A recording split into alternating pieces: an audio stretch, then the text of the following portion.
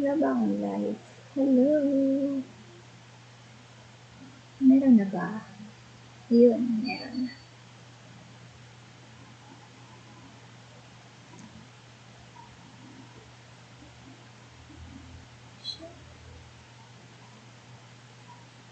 So, medyo mabagal yung internet connection.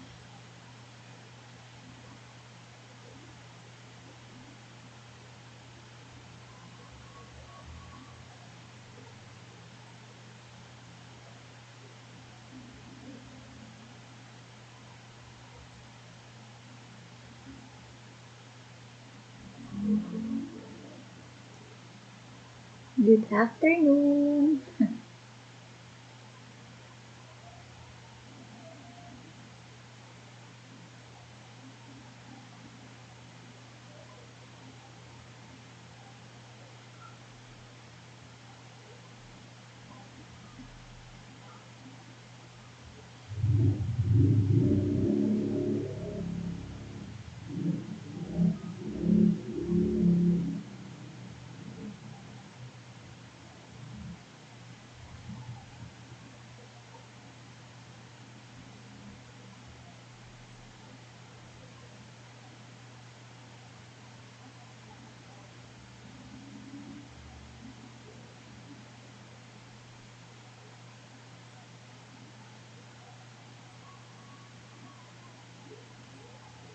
Okay.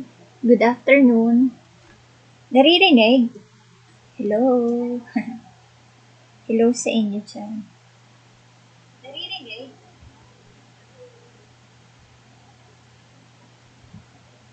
Okay. Yan. Antayin lang natin mag-join yung iba. Hello sa inyo. Medyo naghahang kasi yung internet connection kanina. Pati yung quiz, medyo na-delay. Pero mamaya meron pang isang quiz about this naman. Oh, pa-shoutout daw kay James. Hi, James. James Red. Hello. Yellow, Beatrice. Yellow. Hello sa inyo dyan. Hintayin lang natin mag-join yung iba. Okay? Okay, wait lang. So, let us start. Today's lesson is all about angles. And in here, we will discuss parts of an angle, how to name an angle, kinds of angle, and how to measure angle. Okay, sige. Hello, Kai. Michiko, Darlene, Christine, Agnes, Kathy, Eka, James, David, Marian, Akisha, Lawrence, and Catherine. Hello sa inyo. Hello din kay Jeff Bellamy and kay Julian. And kay Laroya. And kay Volante. Hello. Okay. So again, these are the 4 things that we are going to discuss. Okay? So let us start now. Let us start by defining what is an angle. It is said that angle is the union of 2 non-collinear rays with a common endpoint. Wait, hanapin ko lang yung highlighter ko or yung laser point. Okay, ayun na.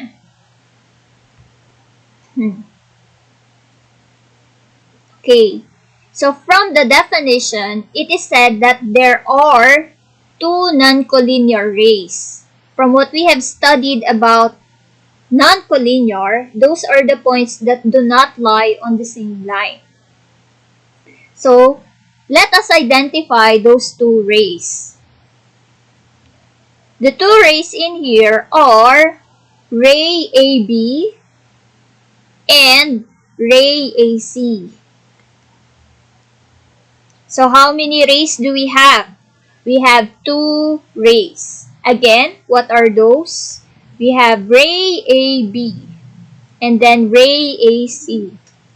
Dapat niyong tandaan na kapag nagpapangalan ng ray, dun kayo magsisimula sa endpoint. Paano mo malalaman na yun yung endpoint? Yun yung merong point. Wala siyang arrow. Okay? So, ganun mo siya papangalanan. Which means to say, if you name this as ray BA, mali ka. Okay? Dapat doon ka palagi mag-i-start sa endpoint. Next. So, we're done with this. The union of two non-collinear rays. And it must have a common endpoint. Now, if we identify the common endpoint between the two rays, that is point A. Ayun yung pareho na meron sila. That is why when you name the ray, as you observe, pareho silang may A. Kasi yun yung kanilang common endpoint. Next. Say for example, we have this one. What are the rays of angle SKY?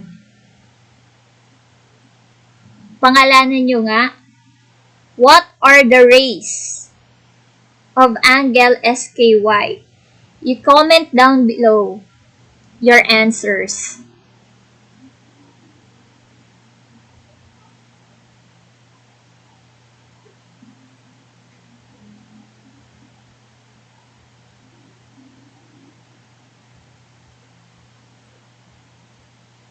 Okay. Again, you have to use capital letter. So, the answer in here is ray KS and ray KY. So, uulitin, you must use capital letter. Okay? Next, what is the common endpoint? Your answers are correct. What is the common endpoint?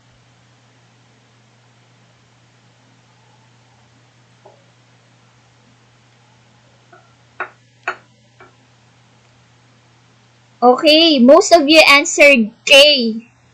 You have to remember that it should be point K. Isa lang yung nakita ko na may point K. Si Laroya. Grabe naman makasend. Ang dami-dami. Isang beses lang pong magsisend. Diba, James? Hindi 5 times.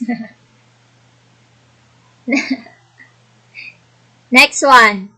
Say we have angle FUR. What are the rays of angle FUR?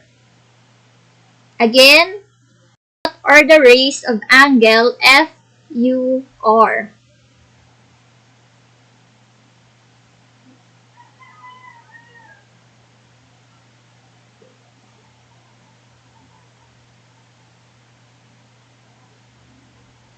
Okay. Ayan, natuto na tayo.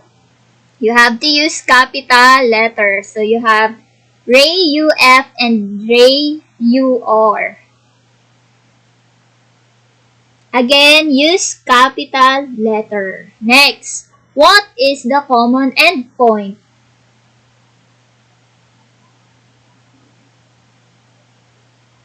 What is the common endpoint? That's correct. Point U. Ayan. So, palaging tatandaan yung symbol for the ray. Kaso, hindi natin siya magagawa sa comment box. So, this is the symbol for the ray. And then, if you're going to identify the endpoint, should be point K or point U. Next. These are the parts of an angle. So, the parts of an angle, we have to start with this one. It is also called as the vertex. A while ago, we called it as the common endpoint. Pero meron pa palang tawag sa kanya. Ano yun? Vertex. So again, the common endpoint is also known as the vertex. And then, the two rays are also known as the sides. So in here, we have ray EL and ray ET, which means to say that we also have, or we can also say this as side EL or side ET. Sa iba, tinatawag din siya na arms. So, marami palang pwedeng itawag dito. Pwedeng arms, pwedeng rays, pwedeng side. Okay? Ano yung tatlo na pwedeng itawag sa kanya?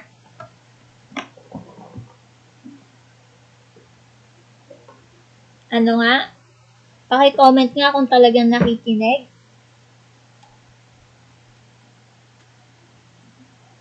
Okay, that's correct. Can be called as side or sides kasi dalawa, arm or arms, and then rays or ray. Next, if this is the vertex and these are the sides, now this one is the angle. Ito daw yung angle. Ibig sabihin, yung angle ay yung kung gaano kalaki yung buka mula sa unang side papunta sa pangalawang side. Sa higher math, pinag-aaralan din to. Tapos ang tawag sa kanila ay initial side and then the terminal side. So, halimbawa, gawin nyo sa daliri nyo. Pag nag-picture kayo ng peace na sign, alam nyo yun? Diba pag nagpipicture kayo, tas wacky, maraming gumagawa ng peace na sign.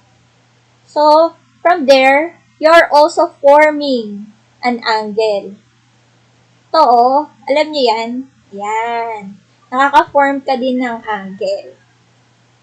So, kung gaano kalaki yung buka, yun yung pag-aaralan natin mamaya, yung measurement niya. Okay? Next.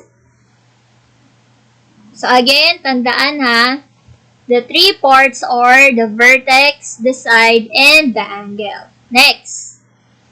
How to name an angle? So there are 4 ways on how we can name an angle. For example, with this illustration, it is named as angle L-E-T. Angle po. Iba na tayo. Ang pinag-aaralan na natin dito is how to name an angle. Paano pinapangalanan yung angle. So the first one, it can be named as angle, L-E-T. So, since wala tayong symbol for angle, gamitin nyo muna yung symbol for less than. Ito muna gamitin nyo. I'll give example. Halimbawa, ganyan. Angle, L-E-T. Next one, it can also be named as angle, T-E-L. T-E-L. So, kung mapapansin nyo, yung E, palaging nasa gitna. Kasi siya yung angle na tinutukoy natin. Which is angle E. Ayan. And then, the last one is angle 1. So, means to say, these are the 4 different ways on how we can name an angle. Sa Tagalog, ito yung 4 na paraan kung paano nyo pwedeng pangalanan ang angle. Okay, next, kayo naman. Answer this. So, ang sagot nyo dito dapat ay 4. 4 dapat.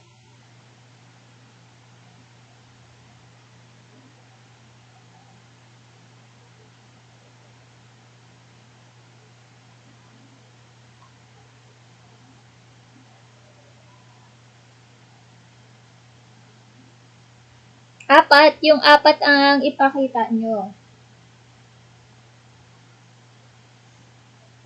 Okay.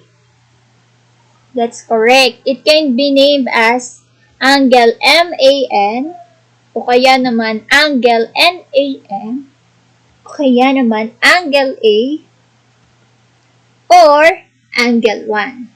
So again, ito yung 4 na paraan kung paano mo papangalanan yung angle. Next, kinds of angles. Nakita niyo yung mga bata? Gayahin nyo nga yung kamay nila. Ito, gayahin nyo muna to, yung naka-color view. Tapos, isend nyo sa GC. Yung picture nyo na nakaganyan. Tapos, gayahin nyo din yung ginagawa ng bata. And then, yung lalaki na naka-color green. So, these are representation of angles in real life. So, ibig sabihin, na ipapakita mo yung mga angles in real life using your arms. Kaya nga kanina, di ba, pwede rin siyang tawagin as arms. Okay? Next.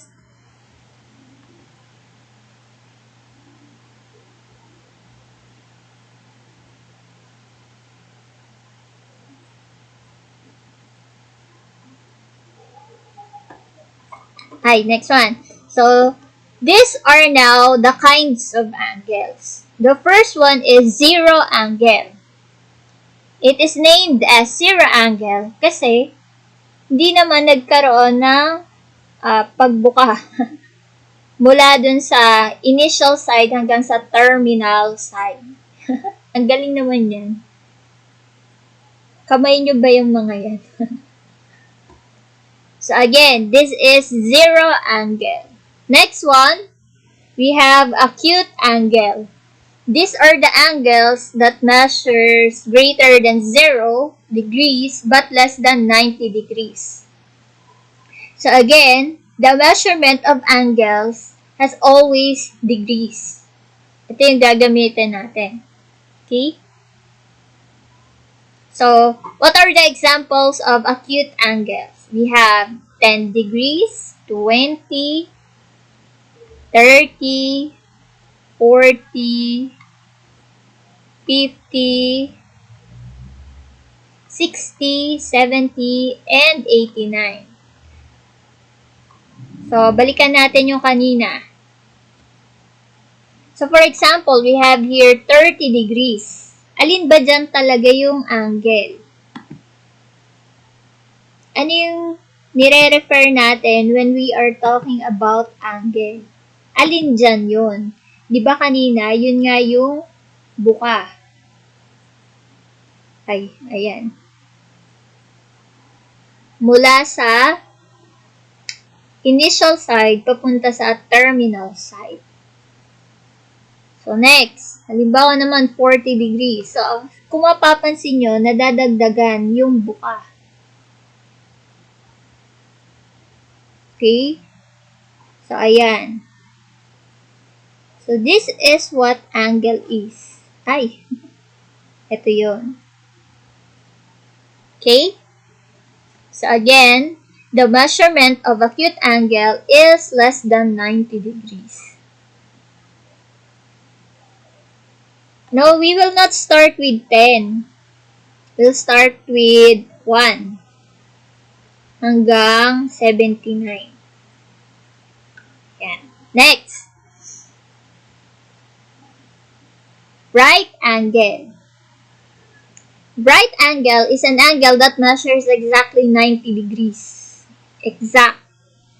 So, pag nakakita kayo ng parang letter L, then that is an example of a right angle. Ay, mali ako yung nasulat ko kanina dito. 89. Ayan.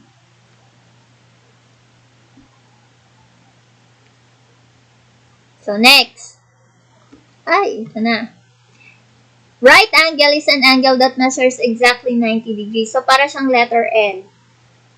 Okay? Familiar na kayo dito kasi naturo na siya no elementary.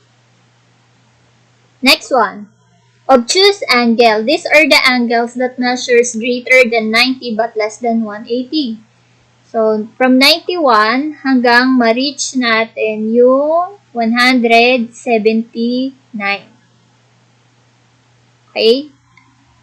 So, mas lumalaki na yung angles niya. For example, with this one, 120 degrees. Lagpas na siya sa letter L. Then, it is already an obtuse angle. Okay? Next one.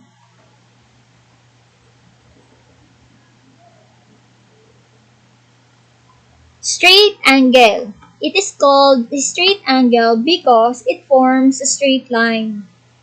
Pero, yung straight angle, hindi lang siya palaging pa-horizontal. Pwede rin siyang pa-vertical. For example, with this one. Ay, hindi ito mama. Wait. Erase. Okay, halimbawa ito. It is also an example of a straight angle. Hindi lang siya palaging nakapahiga. Pwede rin siyang patayo. Okay? Next. Reflex angle. This is an angle that measures greater than 180 but less than 360. So, that is from 181 up to 359.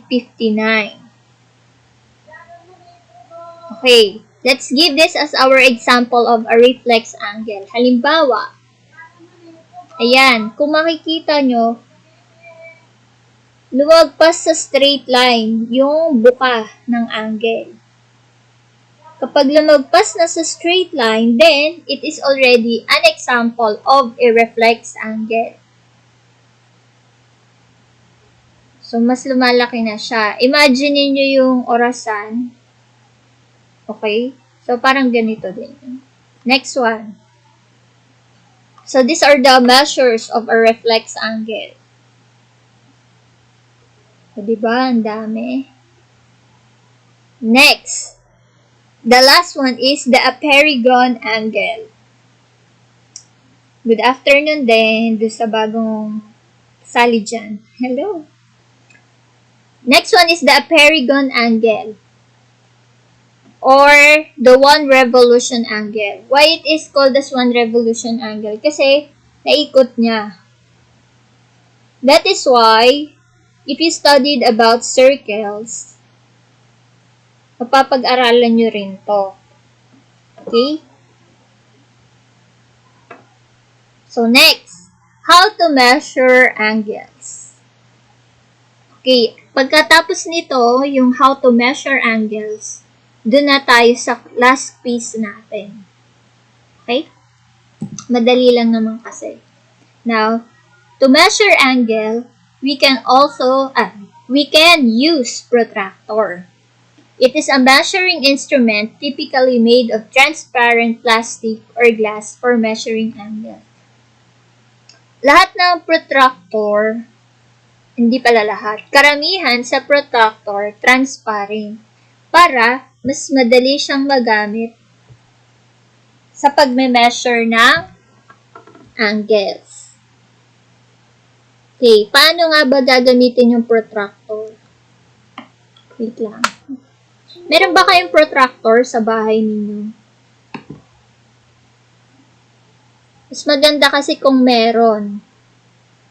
Kasi kung meron kayong protractor, mas matututunan nyo siya kung paano gagamitin. Okay.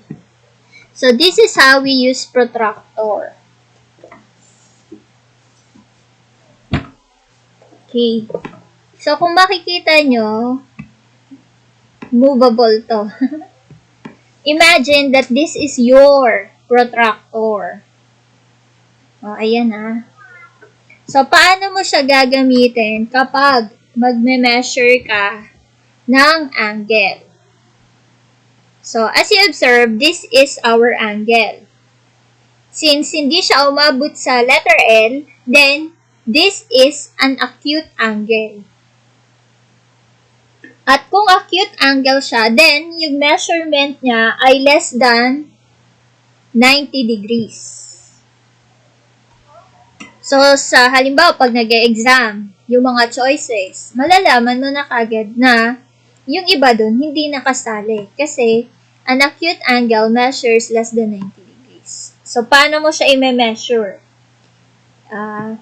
Itatapat mo yung gitna ng protractor dun sa vertex ng angle. Ayan. And then, titingnan mo kung gaano kalaki yung buka. So, from this, what is the measure of the angle? Nakikita nyo po? Sige, iano ko. O, ayan. Kita nyo po?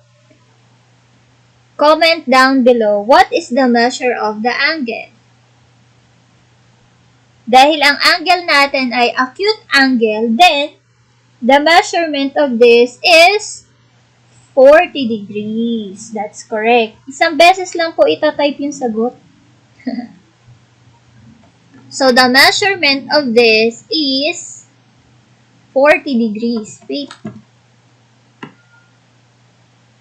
Gumalaw. Wait lang ah. So, let's read. Asan na ba? Ay, number 2 na pala yun. Ito. The measurement of this is 40 degrees. Wait.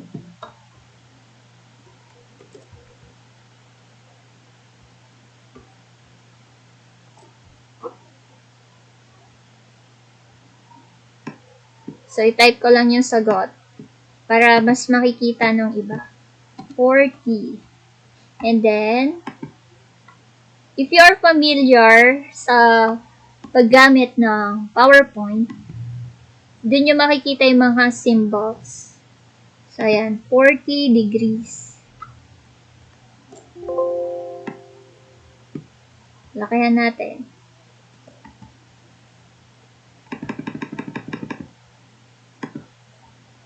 Okay, so the measurement of this angle is 40 degrees. Next. Let's try this one. What kind of angle is this? Is it acute, right, reflex, obtuse, straight, or a perigon?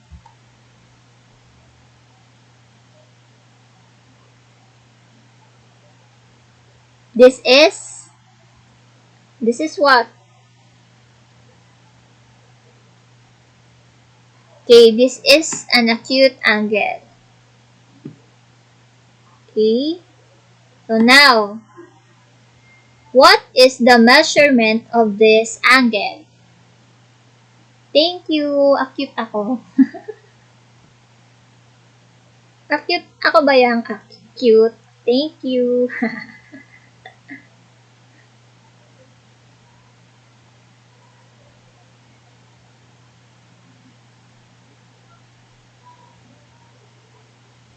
Okay, that's correct. The measurement of this angle is 70 degrees. But acute angel, acute angle. Okay, next. How about this one? Okay, indicate what kind of angle and then its measurement. So, ilagay nyo kung anong angle siya at ano yung measurement niya. Okay, zoom natin. Anong angle siya at ano yung measurement niya. Ilagay po yung kung ano ang measurement.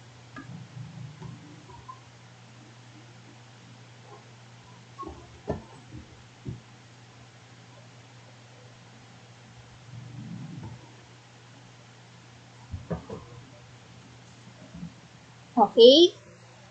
Kung mapapansin, it is between 110 and 120.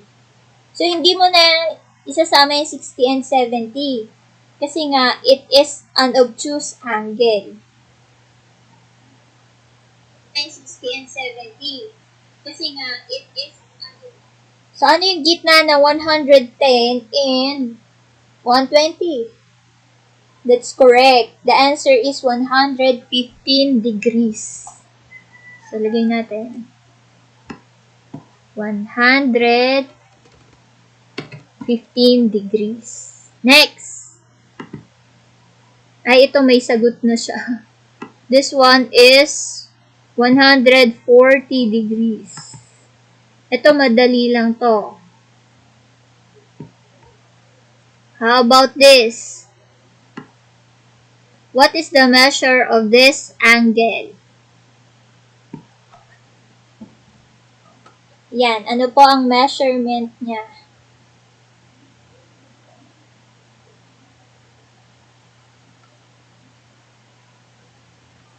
What kind of angle and then what is the measure of the angle?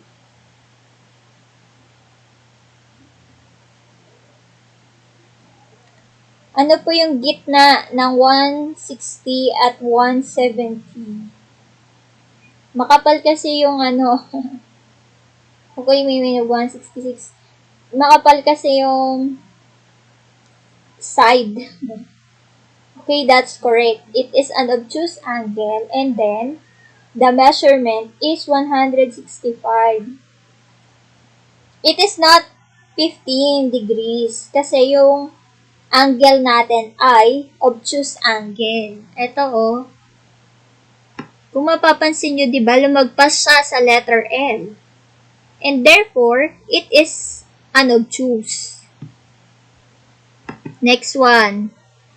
Ito naman. From the illustration, kung mapapansin nyo, hindi siya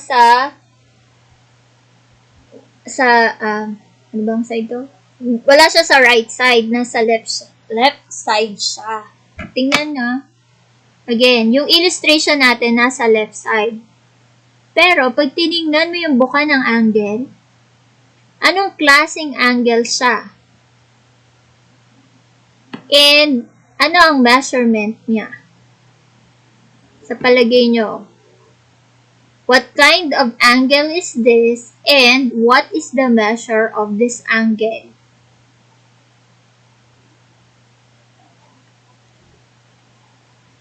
Dito minsan, namamali yung mga student.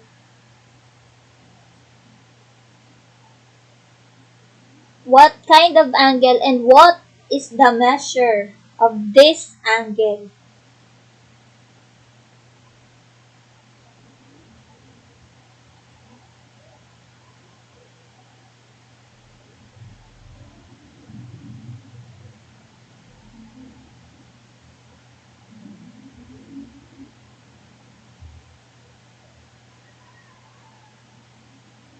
Okay? Patingin nga. O, ayan. Iba-iba na yung sagot. Meron bang acute angle na more than 100? Meron bang acute angle na more than 90 degrees? Okay, ayan. Tanggalin natin yung protractor. Diba, when we are talking about angle, yun ay kung gaano kalaki yung buka nung sides And from this illustration, umabot ba siya sa parang letter L? Hindi, di ba? At dahil hindi siya umabot doon, then, the measurement of this is less than 90. Less than 90. So, ibig sabihin, ang gagamitin mong measurement ay yung less than 90. So, the measure of this is 30 degrees. Yan, 30 degrees. And it is an acute angle.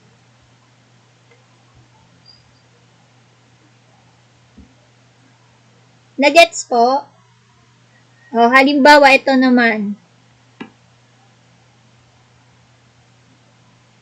O, ayan. Anong measurement niya?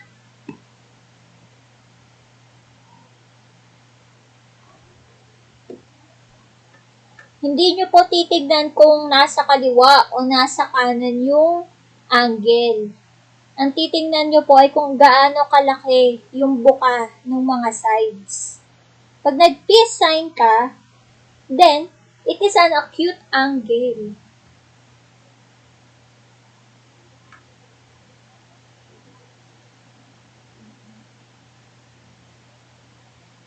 Okay. Ayan.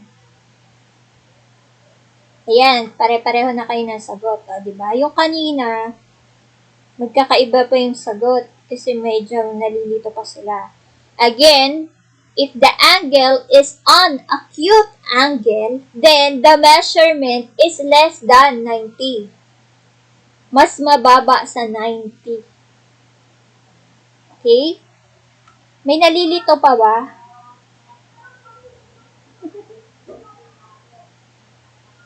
Kung hindi na kayo nalilito, i-type nyo, gets ko na.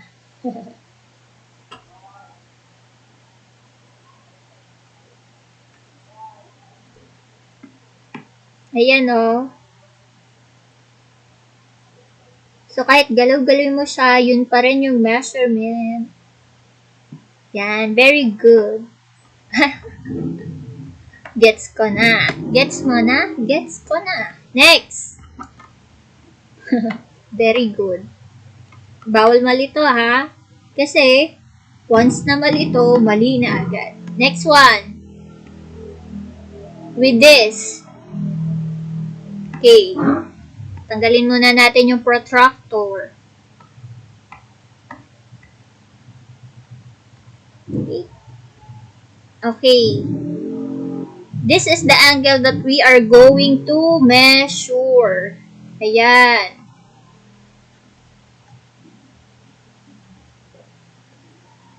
Now, what kind of angle is this?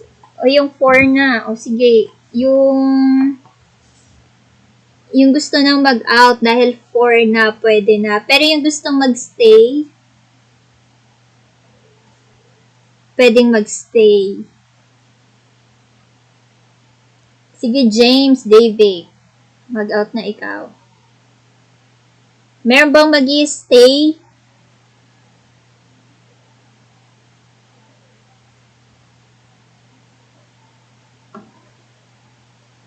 Meron po bang mag-i-stay? Okay. Thank you. So, ayan. This is an example of a reflex angle. Diba, if the angle is a reflex angle, the measure is more than 180. So, paano natin gagamitin tong protractor? Kung makikita nyo, nakabaliktad siya. Bakit? Okay? Wait lang. So, gagawa tayo ng imaginary line. Let us use an imaginary line. Ito.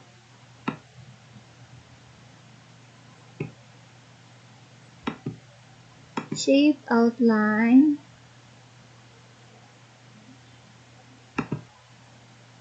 And then, gamitin natin ay dash. Imaginary line. Bakit tayo gagamit ng imaginary line? Kasi lumagpas siya ng 180 degrees. At dahil lumagpas siya ng 180 degrees, paano mo gagamitin yung protractor? Di ba yung measurement niya hanggang 180 lang? So, ang gagawin mo, babaliktarin mo yung protractor. Okay? And then, idadagdag mo yung measurement. So, if this is 180, ito, 180, 190, 200, 210. Ulitin ko po. From this imaginary line, it formed a straight line. Mula sa imaginary line, nakabuo tayo ng straight line. At ang measurement ng straight line ay 180 degrees. Tapos, kung titingnan nyo tong red, andito siya sa 30 degrees. So, 180 plus 30, the answer is 210.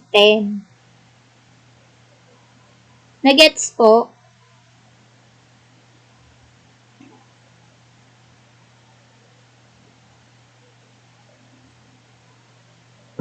Nagets po? Hello?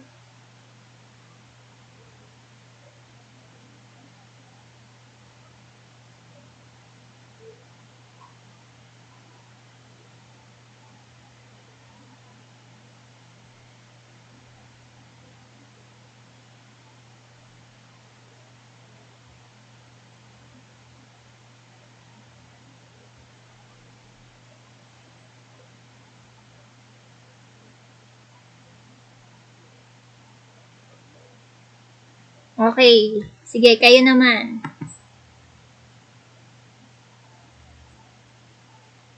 O, ayan. What is the measurement of this angle? Ito, ano po ang measurement nito?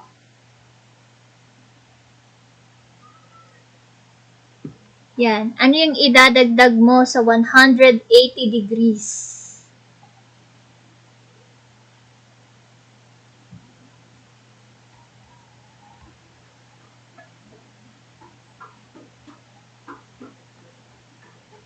Ito po.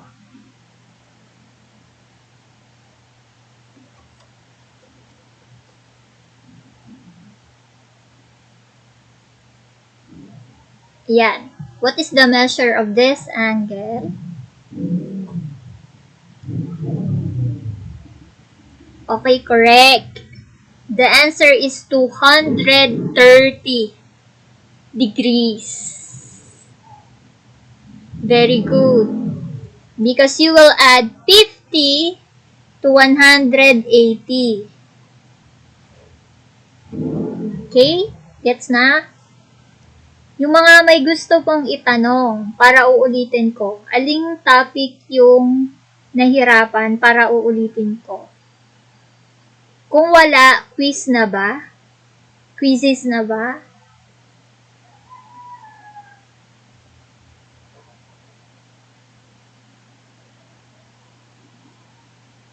That's correct. You will add 50. Okay, quizzes na tayo.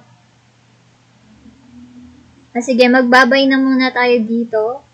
And then, punta tayo sa quizzes.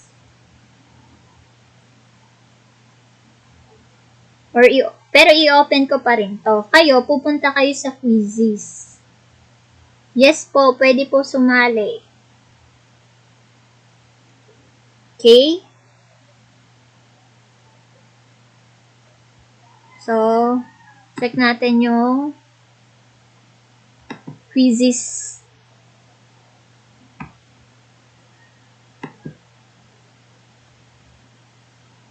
Parang mabagal yung internet connection. Kasi kanina pa loading ng loading.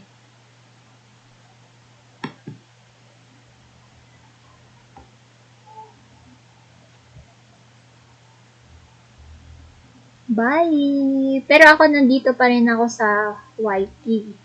Okay? Kayo yung lilipat. Ako yung maiiwan dito.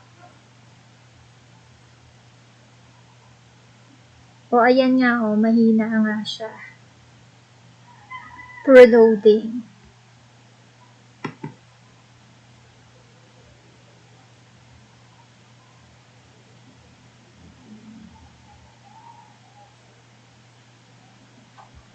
Yan. Andito pa kayo?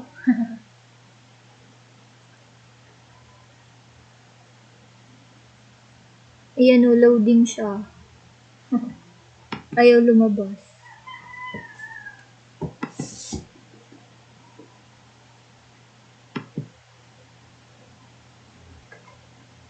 Sure po, wala nang tanong. Ayan, lumabas na siya. Angles.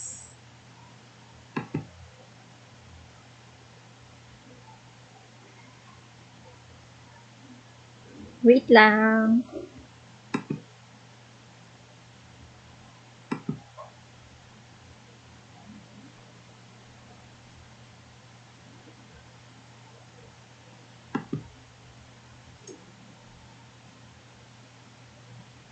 Wait lang po, wala pa yung code. Nagge-generate pa lang. Ayan. 240315. Loading.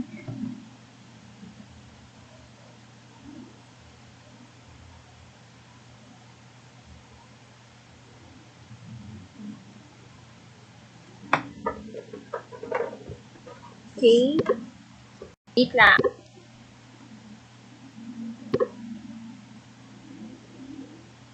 I-send ko lang din sa iba.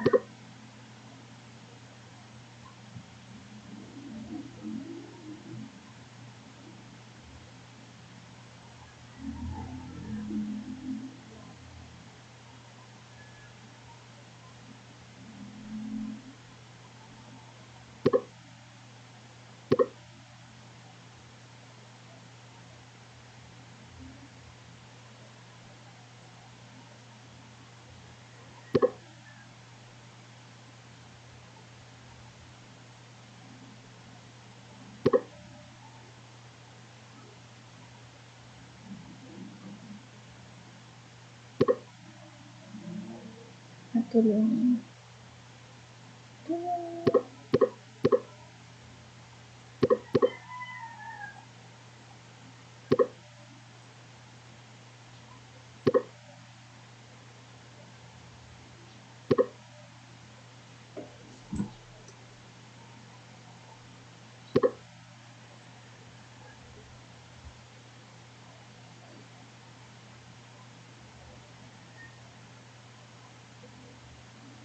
Meron pa kaya? 21 lang.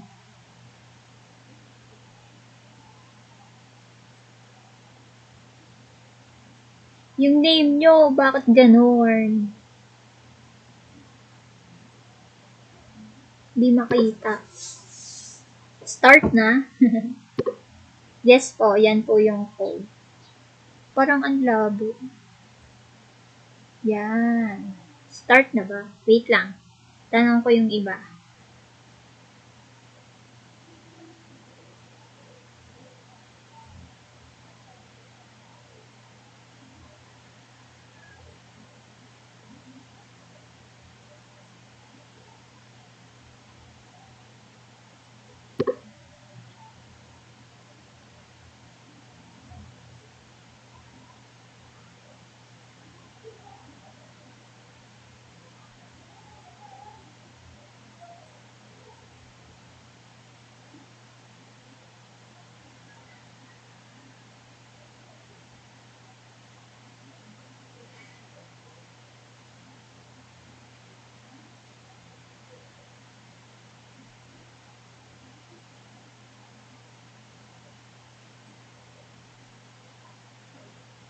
Join my quiz.com.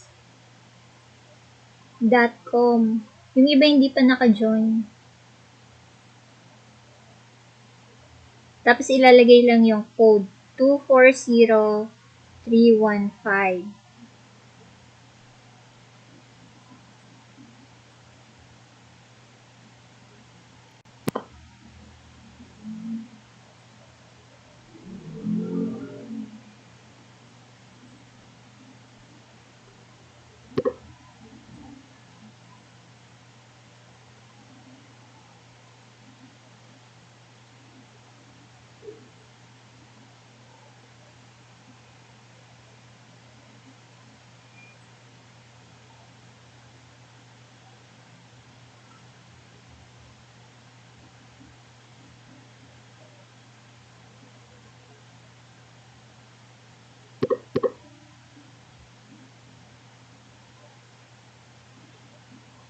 Uy, 29 na. Hindi na mag-start.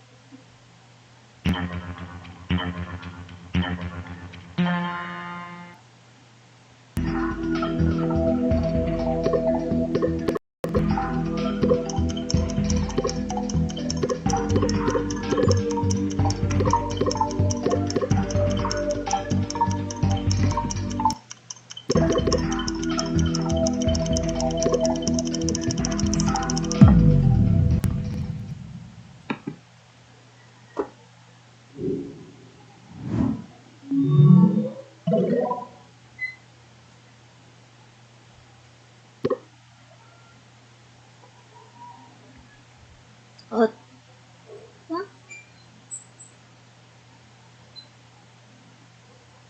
The answer is angle. Union of two non-collinear rays. Diba? Next. Yung iba na hindi naka-joint, dito na lang magsagot.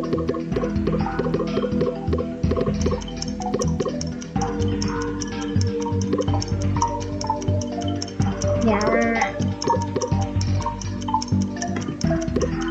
Ito yung tanong. Which of the following does not belong to the parts of an angle? The answer is space. Kasi nakalagay does not belong. Alin ang hindi kasali? Okay, next.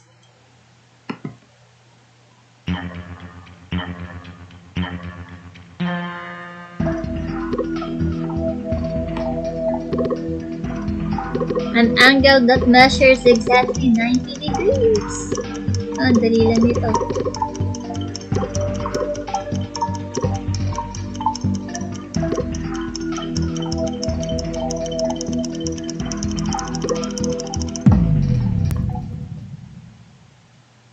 So the answer is right angle. Next.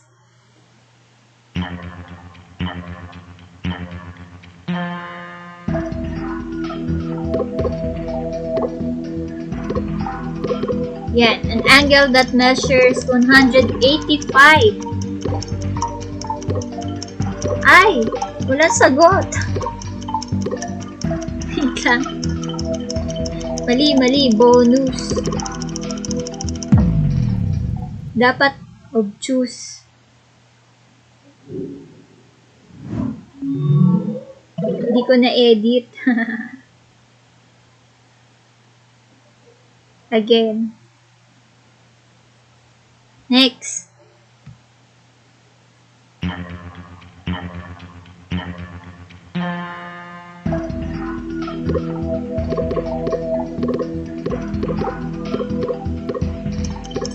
$15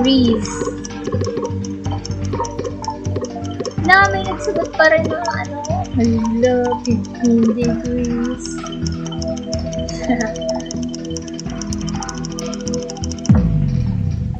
Okay, the answer is acute angle.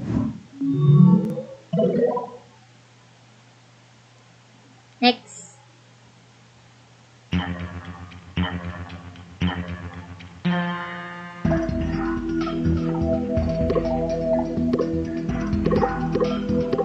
Vertex.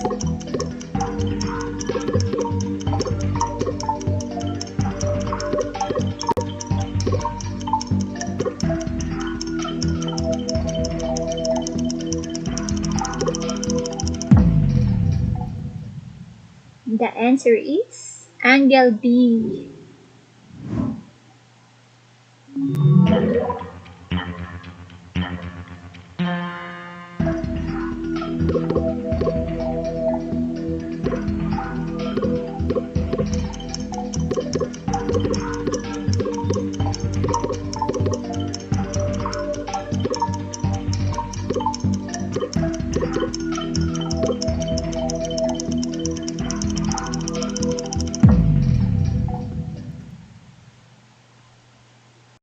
A. So, ang vertex ay yung B. Kaya BA and BC.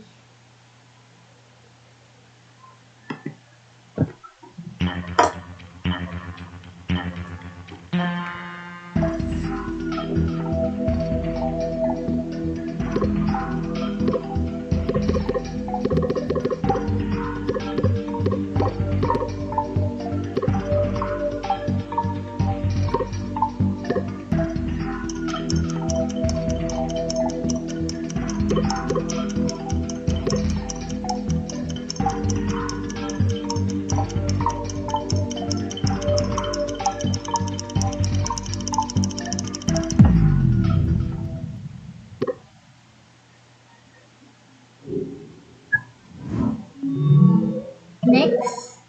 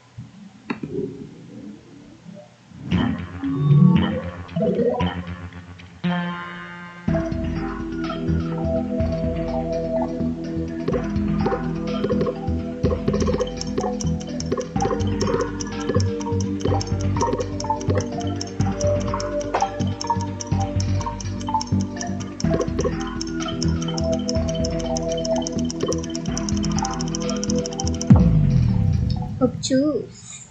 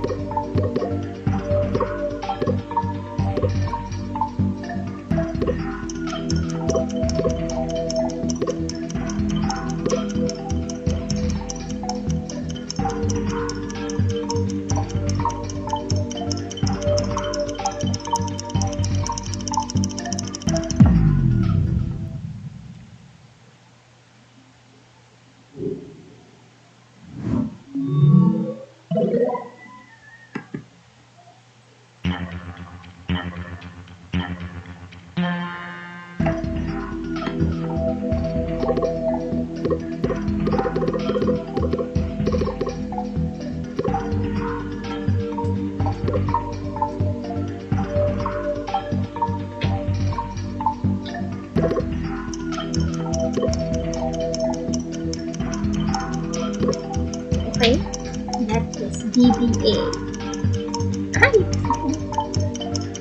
And then, yung last question.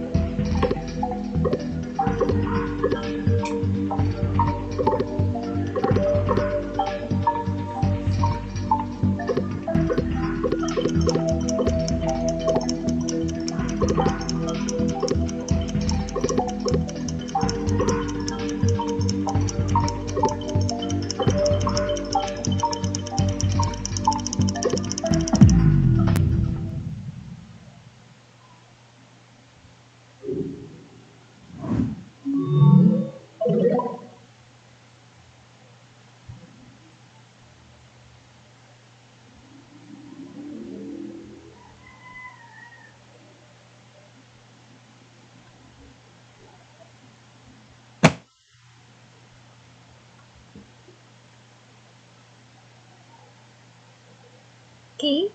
Tingnan natin kung sino yung nag-top.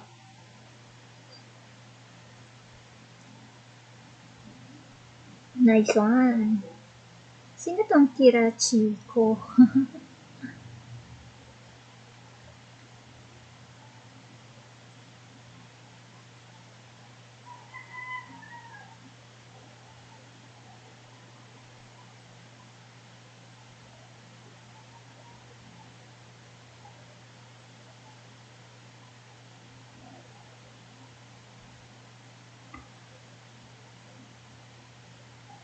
Yan.